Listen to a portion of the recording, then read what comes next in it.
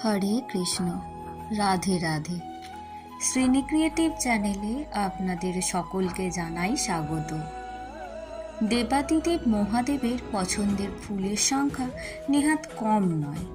শ্বেতকরবী, আকন্দ, শেফালি, কুন্দ, মল্লিকা, চাঁপা, শিরীষ, নাগকেশর, মুচুকুন্দ, টগর, ব্রজপুষ্প, ধূত্র, পদ্ম ইত্যাদি ফুল রয়েছে ভোলানাথের প্রিয় ফুলের তালিকায়।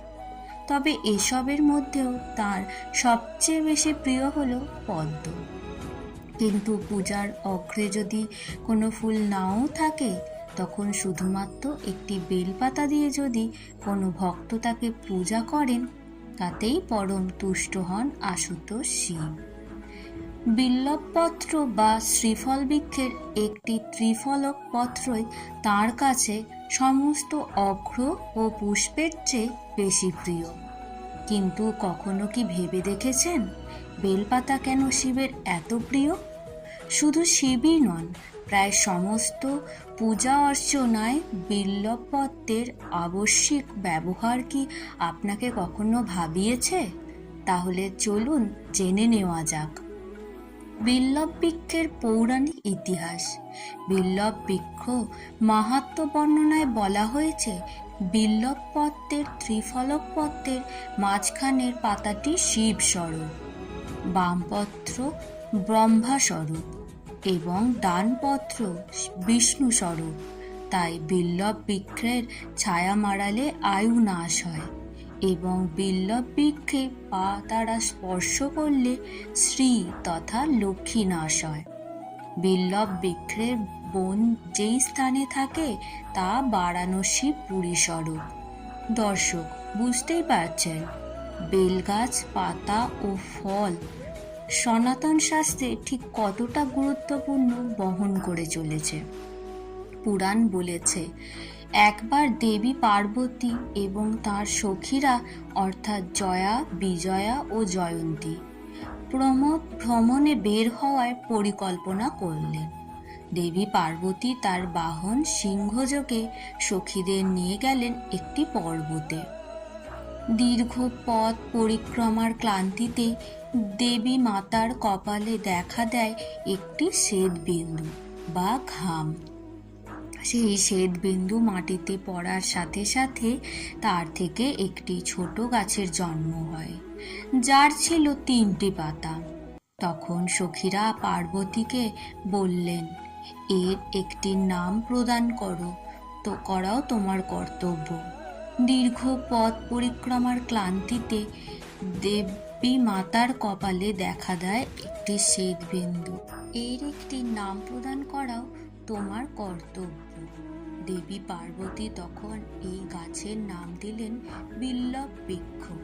তারপর তিনি নিজের শরীরের নানান অংশ এই গাছে স্থাপন করলেন।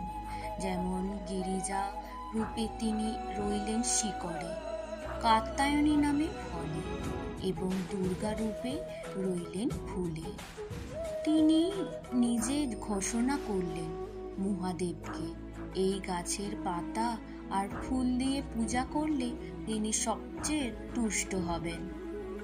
দেবী পার্বতী নিজে এই গাছে অধিষ্ঠান করছেন, তাই এই গাছের পাতা বা ফুল মহাদেবকে দেওয়া মানে পার্বতীকেই মহাদেবের কাছে অর্পণ করা।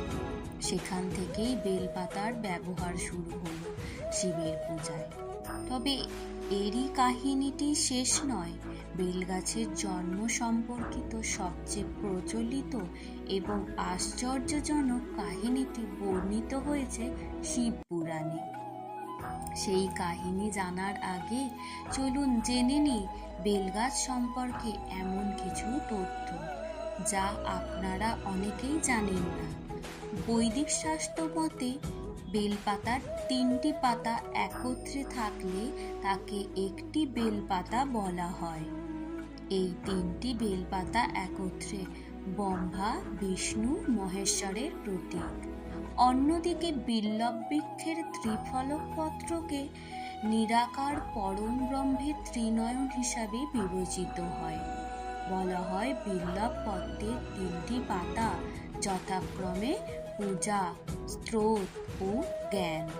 এছাড়াও বেলগাছের কাণ্ড বা শাখা যথাক্রমে সৃষ্টি, স্থিতি ও লয়কে স্থাপন করে। আপনারা অনেকেই জানেন আমাদের শাস্ত্রে 3 সংখ্যাটির গুরুত্ব অত্যাধিক। আমাদের গুণ 3টি, সত, রজ আর তম। আমাদের পরম আরাধ্য 3 জন তথা ব্রহ্মা, বিষ্ণু আর মহেশ্বর। আমাদের 3টি লোক তথা স্বর্গ, মর্ত্য আর পাতাল। বলা হয় বেলপাতা এই 3কেই বোঝায় একই অঙ্গে। তাই মহাদেবকে বেলপাতা অর্পণ করা মানে নিজের 3 গুণ, 3 লোক ও সব দেবতা এবং সব কিছু তাকে নিবেদন করা। একটি বেলপাতা তাই নিজেকে সার্বিকভাবে সমর্পণ নির্দেশ করে।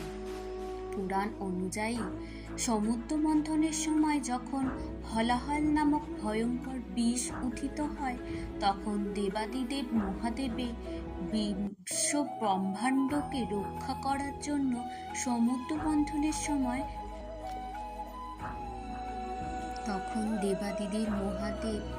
বিশ্ব ব্রহ্মাণ্ডকে রক্ষা করার জন্য সেই বিষ পান করেছিলেন।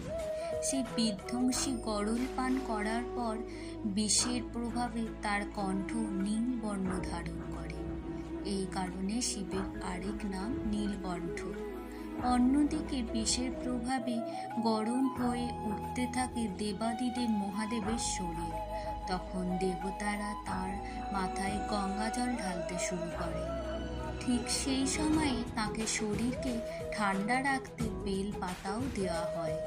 পরবর্তী বৈজ্ঞানিক গবেষণায় দেখা গেছে বেলপাতা রেডিও প্রোটেক্টিভ অর্থাৎ তেজ থেকে বেশ কিছুটা বাঁচতে পারে বেলপাতা। তাই প্রায় সমস্ত দেবদেবীর পুজোয় বিল্বপত্র আবশ্যক। তবে অসম্পূর্ণ বা ছেঁড়া বিল্বপত্র ধর্মানুষ্ঠানে অর্পণ করা হলে তা পাপ কার্যের সঙ্গে তুলনা করা হয়। বিল্বপ বৃক্ষ ও পত্রিকা সম্পর্কে জ্যোতিষশাস্ত্র বলা হয়েছে, বাড়ির উত্তর পূর্ব দিকে বেলগাছ থাকলে সম্পদ প্রাপ্তি ও অশুভত্ব থেকে মুক্তি মেলে। বাড়ির পূর্ব দিকে বেলগাছ থাকলে বিভিন্ন সম্পদ ও শান্তি লাভের নির্দেশ করে। বাড়ির পশ্চিম দিকে বেলগাছ থাকলে সুসন্তান লাভের পথ প্রশস্ত করে। বাড়ির দক্ষিণ দিকে বেলগাছ থাকলে দুর্ঘটনা থেকে মুক্তি পাওয়া যায়। এছাড়াও আয়ুর্বেদ শাস্ত্র মতে শারীরিক প্রয়োজনেও বেলগাছের ভূমিকা অনস্বীকার্য। বেলফলের গুঁড়ো দুধের সাথে পান করলে রক্তাল্পতা থেকে মুক্তি পাওয়া যায়।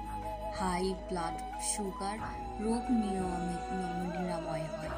বেল খাওয়া খুবই উপকারী। বেলফল ঠান্ডা হলে ভিজিয়ে মিশ্রি সহকারে পান করলে লিভারের সমস্যা দূর হয়।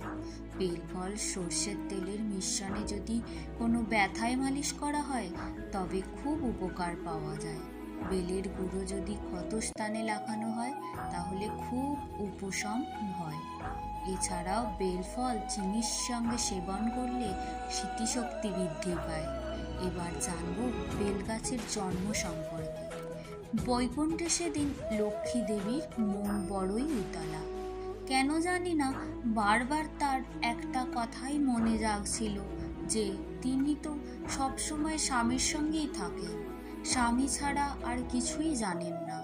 স্বামীও তাকে ভালোবাসেন ঠিকই, তবুও তিনি কি তার স্বামী শ্রী নারায়ণের সবচেয়ে প্রিয় হয়ে উঠতে পেরেছেন?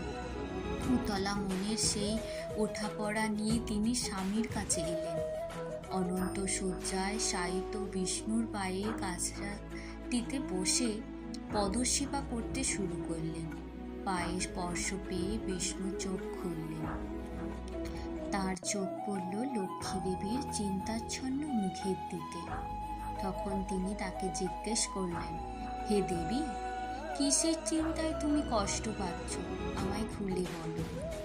সামান্য দ্বিধায় একটু ইতস্তত করে লক্ষ্মী দেবী বললেন, হে স্বামী, আমি জানি আপনি আমায় খুবই ভালোবাসেন, কিন্তু আজ কেন জানি না আমার মন উচ্চাটন হয়েছে। কেবলই মনে হচ্ছে আর সকলের চেয়ে সব কিছুর ওপরে আমি কি আপনার সবচেয়ে প্রিয় হতে পেরেছি? লক্ষ্মীর কথা শুনে জগৎপতি শ্রী বিষ্ণুর ঠোঁটে ফুটে উঠল সেই পরিচিত হাসি। তিনি দেবী লক্ষ্মীকে বললেন, মানুষের কাছে প্রাণ যেমন প্রিয়, তুমি আমার কাছে ততটাই প্রিয় হে দেবী লক্ষ্মী। কিন্তু সত্যি বলতে কি, সবার চেয়ে সব কিছুর ওপরে প্রিয় যদি কেউ হন, তিনি হলেন একমাত্র সত্য সুন্দর শিব। তাঁরও আমার কাছে শিবের সমান প্রিয় হন। বিষ্ণুর কথা শুনে মাথা নিচু করে দেবী লক্ষ্মী কয়েক মুহূর্ত মৌন হয়ে রইলেন। তারপর ছলো ছলো দুটি চোখ তুলে স্বামীকে বললেন, আমি তেমনই এক শিব ভক্ত হতে চাই প্রভু। যেমন ভক্ত হলে আমি আপনার সবচেয়ে প্রিয় হতে পারি। আপনি আমায় পথ দেখান স্বামী, বলে দিন কোন ফুলে কোন মন্ত্রে পুষ্ট হবেন মহাদেব। তখন বিষ্ণু আলতো করে লক্ষ্মী দেবীর কানে দিলেন শিবের প্রিয় পঞ্চাক্ষর মন্ত্র নমঃ শিবায়। আর পুজোর জন্য চয়ন করতে বললেন প্রস্ফুটিত পদ্ম। বিষ্ণুর নির্দেশে বৈকুণ্ঠে স্বয়ং লক্ষ্মী সোনা দিয়ে নির্মাণ করলেন শিবের লিঙ্গরূপ। রত্নময় মন্দির করে সেই শিবমূর্তি প্রতিষ্ঠা করলেন তিনি। তারপর শুরু করলেন আরাধ্য দেবতা শিবের নিত্য পূজা। প্রতিদিন প্রভাতে দেবী লক্ষ্মী সরোবরে গিয়ে নিজের হাতে চয়ন করেন প্রস্ফুটিত পদ্ম। তারপর পবিত্র গঙ্গা জলে পরম নিষ্ঠায় সেই পদ্মগুলি ধুয়ে গুনতে বসেন। পরপর 3 বার গুনে পুজোর থালায় সাজিয়ে নেন 100টি পদ্ম।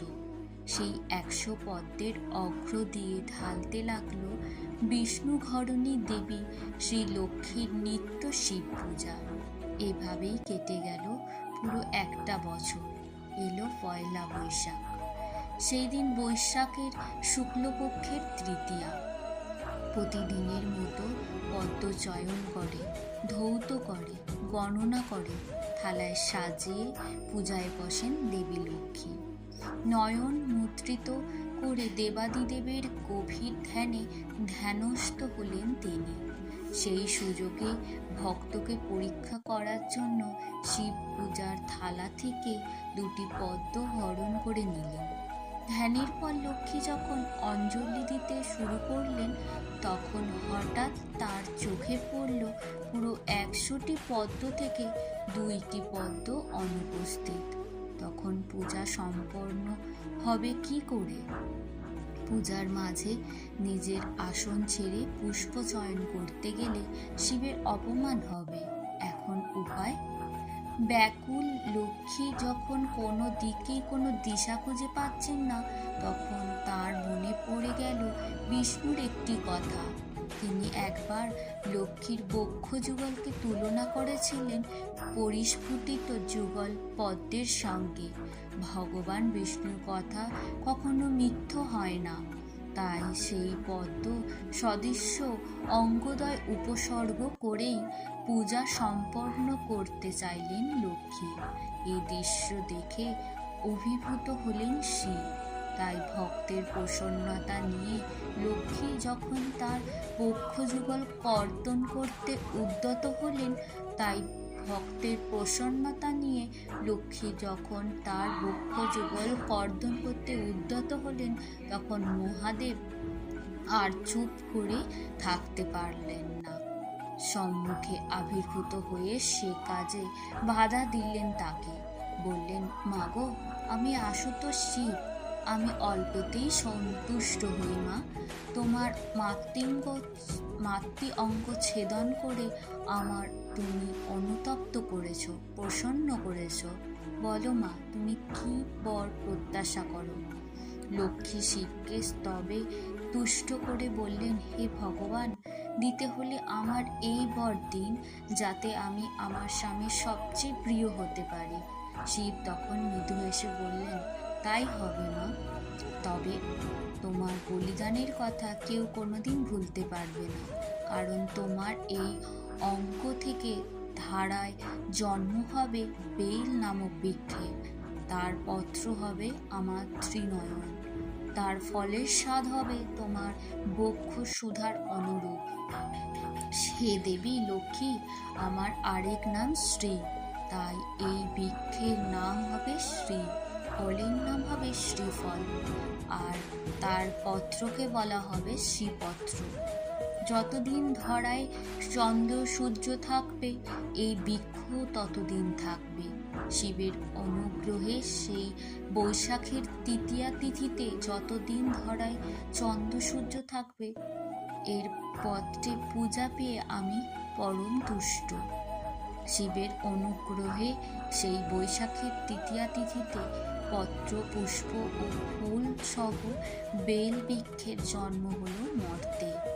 এবার নিশ্চয়ই বুঝতে পারছেন বেলপাতা কেন দেবাদেবীর এত প্রিয়। আসুন আমরা বেল গাছ, পাতা ও ফলের সমাদর করি। এছাড়াও নিয়মিত বিল্লব বৃক্ষের প্রমাণ মন্ত্র পাঠ করি পরমেশ্বরের কৃপা লাভ করার জন্য। নম বিল্লতরূপে সদা শঙ্কর রূপিণে সকলানি মামাঙ্গিনী কুরুষ্ব শিবহর্ষ।